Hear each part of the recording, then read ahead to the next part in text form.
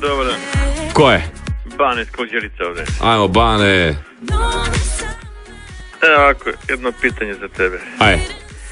Kako ćeš na crnoj podlozi sa crvenim da napraviš belu tačku? Čega, brate, šta?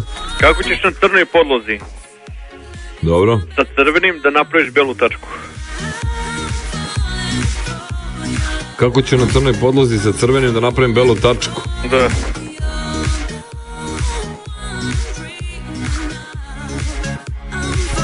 Pa nemam pojma. Nemaš pojma, lepo, uzmeš rotkvicu, staviš crncu u zadnjicu i grizeš pola je.